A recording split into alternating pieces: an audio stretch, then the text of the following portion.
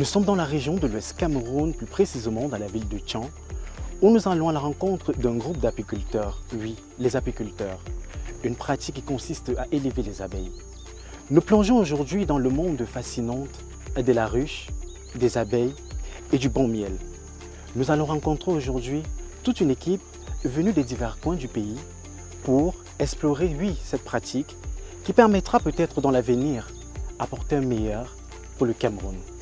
Chers passionnés de l'aquaculture et de l'apiculture, bonjour et bienvenue dans votre émission La Minute Agro.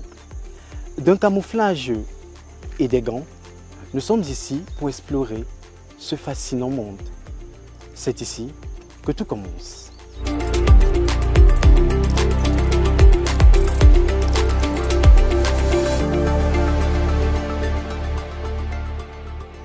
Nous sommes en présence de M. Tami, promoteur de l'entreprise Tami Jardin, une entreprise qui est spécialisée dans l'agriculture, l'aquaculture, l'apiculture et la vente de produits agroalimentaires. M. Tami nous ouvre les portes aujourd'hui de l'une de ses fermes dans la production de l'apiculture. M. Tami, bonjour. Bonjour, Emmanuel. Avec 5 ans d'expérience dans le domaine de l'aquaculture, de l'apiculture autant pour moi, d'où vous vient l'idée d'être apiculteur? Déjà à la base, lorsque je me suis lancé en entrepreneurial, c'était beaucoup plus dans la production de la banane plantain. Donc je suis agriculteur à la base. Sauf que en pratiquant l'activité agricole, je me suis rendu compte que un agriculteur qui ne fait pas l'apiculture en réalité paie beaucoup parce que vous voyez la nature, regardez partout, il y a des arbres, il y a des plantes et ces arbres et des plantes fleurissent chaque fois. Et quand ça fleurit, les abeilles, ils viennent pour bituner, pour retirer du nectar et ensuite fabriquent le miel avec ce nectar. Donc lorsque vous êtes agriculteur, lorsque vous êtes exploitant agricole et que vous n'avez pas des ruches d'abeilles en réalité, vous perdez. Donc j'ai donc compris cela et j'ai allié à mon activité qu'est l'agriculture, l'apiculture, c'est-à-dire je récolte bien et la cerise sur le gâteau, c'est que je récolte aussi du miel. Donc, je fais d'une pierre deux coups. On va dire cela. Exactement. Vous avez très bien fait de parler de pratique. Oui. Parlons là, nous sommes dans le cas de l'apiculture. Cette activité est-elle une pratique ancestrale, transmission de père en fils, ou bien c'est une pratique, comment se passe réellement la pratique en apiculture? La pratique, en ce qui me concerne, moi, je l'ai appris sur le tas. C'est vrai qu'en faisant la pratique sur le tas, on dépense énormément parce qu'il y a bien évidemment certaines erreurs qu'on commet, qu'on ne les aurait pas commises si on avait suivi une formation. Donc, j'ai perdu énormément. Je vous parlais hier d'une perte de pratiquement 75 ruches que j'ai perdues. Lors de l'incendie. Voilà, qui ont été complètement incendiées. Je parle là de 76 ruches. Donc c'était à mes débuts parce que je ne savais pas que pendant la saison sèche, il fallait nettoyer le rucher et le mettre à l'abri de ce type des feux de brousse. Voilà, donc j'ai compris ça tard, mais sinon la pratique agricole, moi je l'ai appris sur le tas. Bien évidemment en suivant également des personnes qui excellent aussi dans le domaine. D'accord. Vous avez parlé de ruchers. Parlons maintenant des ruches. Comment pouviez-vous nous parler de la meilleure gestion des ruches pour la santé de ces abeilles? Oui, déjà la meilleure gestion des ruches, il faut déjà préciser que les ruches ne se fabriquent pas avec n'importe quel matériel. Il faut savoir quel bois utiliser pour la conception de ces ruches parce que vous pouvez vous aventurez dans un domaine, vous fabriquez des ruches et après 1 an, 2 ans, vous n'avez aucune colonie. C'est-à-dire qu'aucune abeille ne s'approche de votre ruche. Peut-être parce que la ruche est toxique, parce que vous avez utilisé un bois toxique. Donc il faut maîtriser les types de bois à utiliser pour la fabrication des ruches. Et nous préconisons le plus souvent du bois blanc, parce que c'est un bois non toxique. Mais après aussi, nous avons constaté que la fabrication des ruches avec des bambous est beaucoup plus important, je veux dire est beaucoup plus capital. Parce que les bambous les ruches en bambou réussissent mieux à coloniser les abeilles que des ruches en planche. Et je vous explique pourquoi. Est-ce qu'il vous est déjà arrivé d'aller peut-être dans un vignoble, dans un raffia, et de voir qu'on est en train de vigner là-bas et les abeilles viennent bituner la sève du raffia? Elles bitunent la sève du raffia justement parce que la sève du raffia a une naissance prisée par les abeilles. Les abeilles viennent donc prendre cette substance dans la sève du raffia. Donc lorsque nous construisons nos ruches avec le raffia, vous voyez déjà qu'entre les deux, il y a une symbiose. Donc les abeilles se sentent beaucoup mieux dans cet environnement que dans des ruches en planche. Donc voilà pourquoi au jour d'aujourd'hui, nous avons complètement migré dans la fabrication des ruches taminées faites en bambou exclusivement.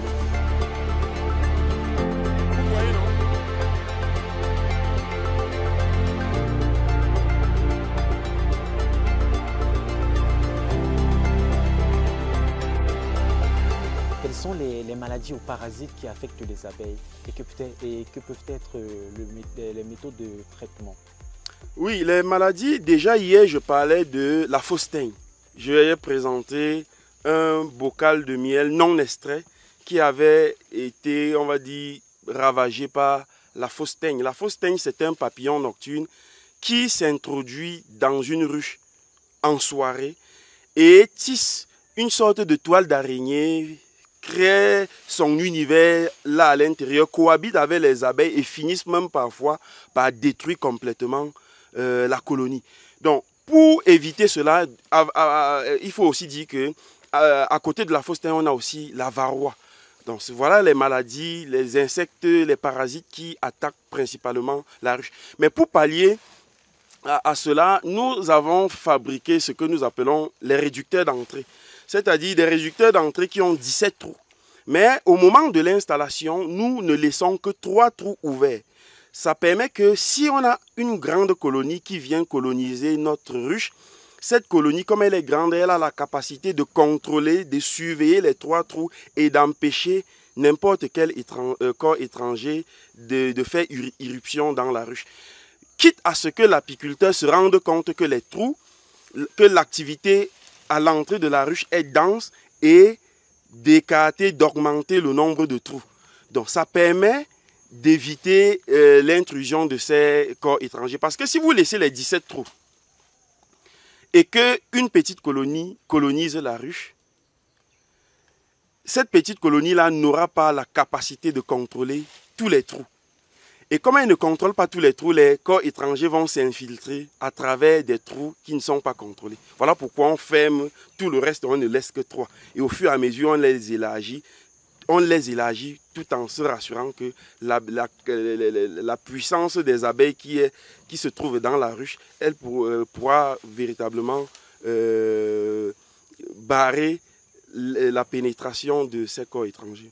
Toujours dans le cadre de votre exposé, vous avez parlé du bien-être que l'abeille peut apporter sur l'être humain. Vous avez parlé notamment de la piqûre d'abeille et vous avez mentionné une chose qui a attiré mon attention.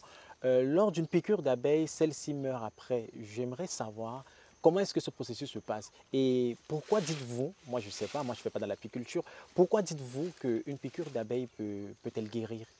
Oui, la piqûre d'abeille a des vertus thérapeutiques. Voyez-vous, il y a des gens qui souffrent du rhumatisme et le traitement, ce sont des piqûres d'abeilles. Ce n'est pas pour rien qu'on vend aussi le venin d'abeille. Le venin d'abeille, justement, c'est cette substance. Lorsqu'une abeille se pose sur toi, elle injecte cette substance qu'on appelle l'odar. Et l'odar se trouve sur son abdomen. Lorsqu'elle injecte ce dard, en réalité, elle ouvre complètement tout l'abdomen. L'abdomen reste sur la peau. Donc après, elle n'a plus d'autre, il n'y a plus rien.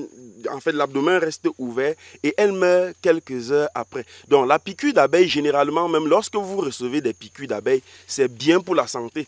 C'est dommage seulement lorsque c'est sur le visage, parce que quand c'est sur le visage, la douleur est tellement forte. Et si c'est plusieurs piqûres, vous pouvez mourir.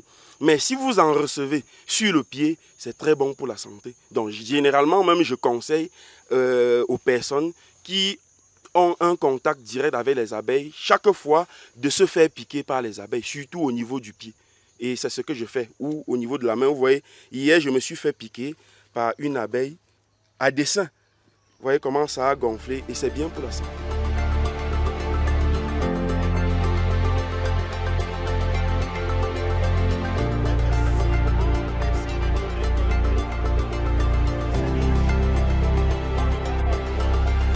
Les abeilles ne vous produisent le miel qu'en fonction de ce qu'elles ont consommé, des fleurs qu'elles ont consommées.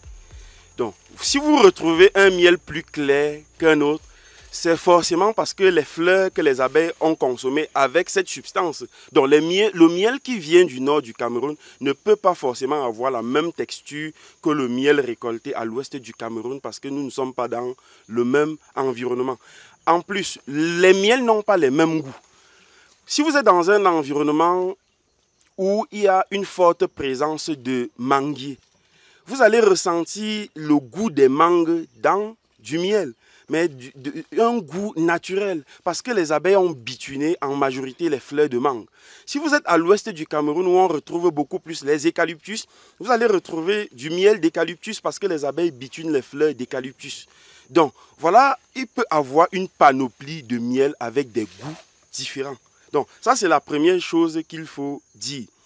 Maintenant, comment est-ce qu'on reconnaît le bon miel? Il y a plusieurs techniques qui nous permettent de reconnaître le bon miel. Lorsque vous achetez votre miel, il faudrait l'ouvrir et le passer sur un format blanc. Si le miel traverse le format, c'est qu'il n'est pas de bonne qualité. C'est un peu comme si vous prenez un format, vous mettez de l'eau, vous allez voir comment l'eau traverse. Là, le miel n'est pas de bonne qualité. Donc là, c'est la première chose. Vous pouvez prendre une bûchette d'allumettes que vous trempez sur le miel et vous claquez. Si la bûchette d'allumettes prend, c'est du bon miel. Si ça ne prend pas, le miel n'est pas de bonne qualité. La troisième des choses, vous pouvez le laisser au dépôt. S'il se cristallise, se cristalliser, ça veut dire que le miel passe de l'état liquide en cristaux. De telle manière que lorsque vous prenez un peu et vous posez sur la langue, vous avez l'impression qu'il s'agit du sucre, alors qu'il n'en est rien. Il y a plusieurs personnes qui ont jeté le bon miel parce que ça s'était cristallisé. Elles se sont dit que c'était du faux miel alors que c'était du bon miel. Donc le bon miel peut passer de l'état liquide à l'état de cristaux. Okay. Oui. Durant votre exposé hier... Et une autre chose, il faut prendre un verre d'eau et vous faites couler le miel à l'intérieur. S'il coule sans se dilater comme du colorant, c'est que c'est du bon miel. S'il descend directement au fond du verre, c'est du bon miel. D'accord. Durant votre exposé hier, l'un de vos participants a soulevé la question sur la conservation du miel, oui, et aussi sur la date de péremption, parce que l'un d'eux a soulevé cette question, à savoir pourquoi est-ce qu'on laisse du miel pendant longtemps dans des supermarchés, la conservation, certains demandent depuis combien de temps il a été mis là, et comment se passe la conservation du miel? Bon, généralement, nous avons des cuves dans lesquelles on stocke du miel. Et donc, lorsqu'on sort le miel et qu'on les conditionne, que ce soit dans des vases, généralement, c'est mieux de les conserver dans des bouteilles en verre. C'est mieux. Mais vu que dans notre environnement, on ne trouve pas assez de bouteilles en verre, nous prenons directement des bouteilles en plastique et on les conserve à l'intérieur. Mais ce qu'il faut dire, c'est que le miel ne se périme pas. Le miel peut faire 1000 ans, 2000 ans, il est toujours comestible. Donc le miel, c'est peut-être le seul aliment qui ne se périme pas. Donc hier, justement, quelqu'un m'a dit qu'il y avait des dates de péremption sur certains miels. Non, le miel, normalement, lorsqu'on a produit du miel, on peut mettre la date de production et non la date de péremption, parce que ça ne se périme pas. Merci M. Tami d'avoir répondu à cette première phase de questions, tout en espérant que les téléspectateurs qui regarderont ce numéro de la Minute Agro spéciale apiculture sortiront assez garants et fiers de connaître cette pratique qui est en plein essor. Nous vous disons encore merci. Merci aussi à vous. Merci.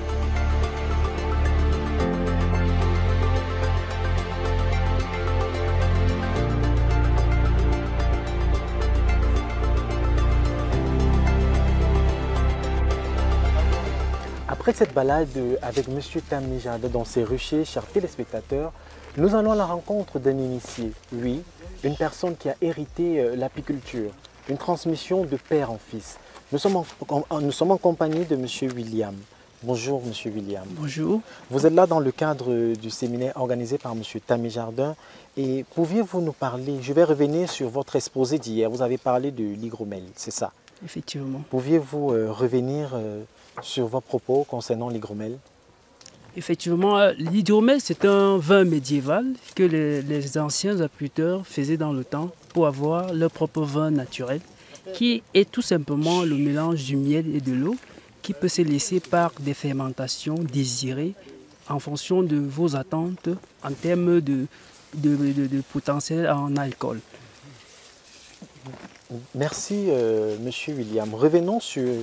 Monsieur Tami a rappelé cela au départ, mais vous l'avez dit plus tôt hier. Vous avez parlé de la propolis, je pense, c'est ça? La propolis, bien voilà. évidemment. Vous pouvez encore revenir sur la propolis, parlez-nous de ses effets. Et vous pouvez me parler aussi du coût, puisque Monsieur Tami a parlé de son fort coût en matière de production économique.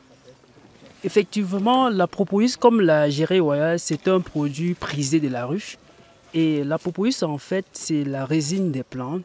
Les abeilles récoltent ça à partir déjà de la propolis végétale qu'elles utilisent dans le but le plus suivant pour leur propre compte, pour colmater les corps, justement parce que quand vous installez une ruche, les abeilles peuvent arriver quand d'autres prédateurs ont séjourné d'abord dans cette ruche. Les abeilles étant méticuleux doivent faire le nettoyage, mais n'ayant pas la force pour transporter un certain nombre de prédateurs dans la ruche, ils utilisent pour colmater ou pour mortifier certains corps. Voilà le rôle de la propolis pour les abeilles déjà. Maintenant, dans un sens industriel, la propolis c'est bien également un antibiotique, un antifongide, un antimicrobien et bien d'autres choses qui répondent à bien d'autres préoccupations pour la santé de l'homme. Parlant du côté financier, M. Tami l'a si bien dit qu'un petit tube de propolis peut coûter environ dans les 10 000 francs. Pourquoi un si gros coût? Justement parce que son importance est capitale. Vous savez, aujourd'hui, le prix d'un article est défini en fonction de son importance. Donc, le prix justifie également l'importance de la propolis. D'accord. Vous, en tant qu'initié dans l'apiculture, quel conseil donneriez-vous à ces jeunes qui aimeraient se lancer dans ce domaine? Je leur dirais simplement que, pour ma part, je pense que tout le monde devrait faire l'apiculture. Encore nous, les Africains, justement, parce que nous avons de la végétation. Quand nous baladons parfois, nous constatons qu'il y a des périphéries où, depuis la création du monde, ces espaces n'ont jamais servi à aucune spéculation agricole, pour défaut de moyens pour d'autres. Mais à travers les ruches, nous pouvons valoriser cela même pour rien. Donc je me dis, l'apiculture devrait être vraiment une motivation pour les jeunes Africains et des jeunes pour s'y lancer, parce que le seul investissement, c'est d'installer une ruche. Et les abeilles font le reste. Vous ne leur nourrissez pas, vous ne leur donnez pas des vaccins et tout. Donc vraiment, c'est important et je pense que chacun devrait s'y lancer.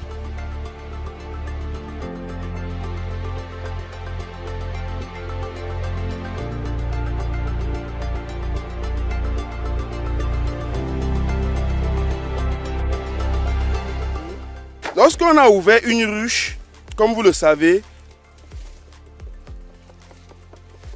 on va cogner là pour ressentir le son. Et c'est ce son qui nous indique si la ruche est pleine ou pas. À défaut de cogner, vous pouvez porter la ruche et ressentir le poids.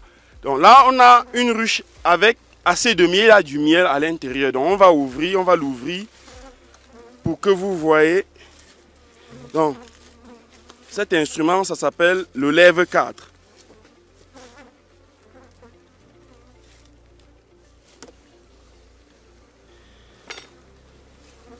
Donc vous pouvez voir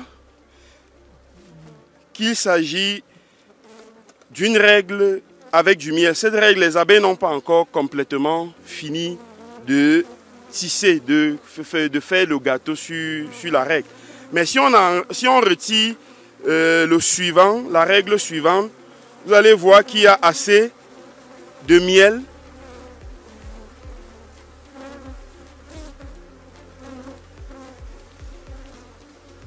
il faut bip.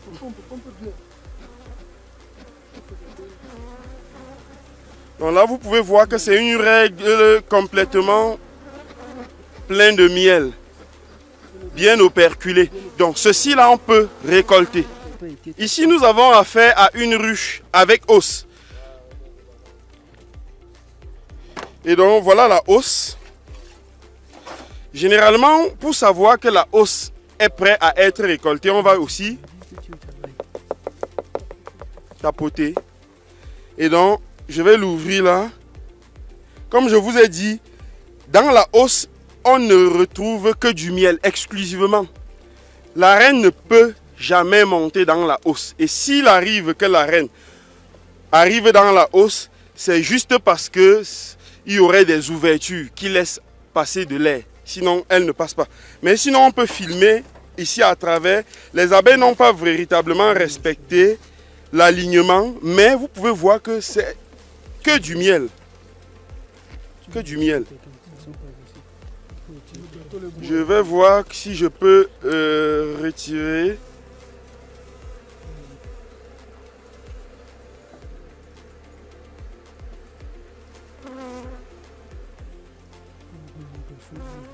Ouais. On va manger celui-ci, on va manger celui-ci, on rentre avec ça. C'est ce qu'on va manger. Très joli. Operculé bien même. Donc, tout. Donc, cette barrette, je pense, ceci là, c'est dans les 3 kilos. Vous voyez comment c'est costaud. Et regardez l'épaisseur, exclusivement du miel. Regardez l'épaisseur là.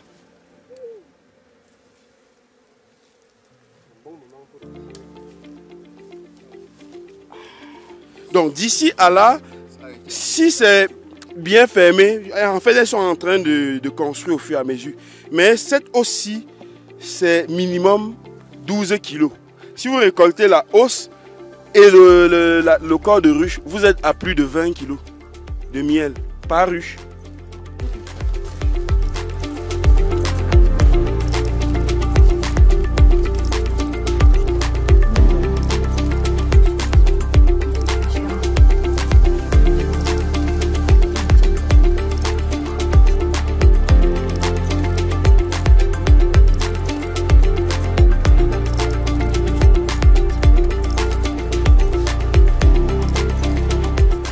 Et voilà, chers téléspectateurs, c'est ici que nous terminons cette balade dans le monde de l'apiculture. Nous ne saurons, oui, terminer cette balade sans toutefois interviewer l'un des participants de ce séminaire organisé par M. Tami. Nous sommes en présence de M. Kamdem Yannick. Alors, M. Kamdem, pourquoi avoir accepté de participer à ce séminaire organisé par M. Tami? Tout simplement parce que je cherchais les formateurs professionnels. Et ce qui m'a motivé, c'est parce que, en fait, là où ça m'a bluffé, c'est parce qu'un jour, lors de ces vidéos sur les réseaux sociaux, j'ai vu sa face enflée. Il a dit, ne vous en faites pas, c'est la piqûre des abeilles. Oui, ça m'a fait porter le choix sur lui. Sachant que l'apiculture est une activité un peu risquée, pourquoi avoir choisi ce secteur d'activité? Ah, risqué, ça c'est pour ceux qui le pensent. Pour moi, elle n'est pas risquée. Parce qu'un agriculteur de demain ne peut pas faire l'agriculture sans faire de l'apiculture.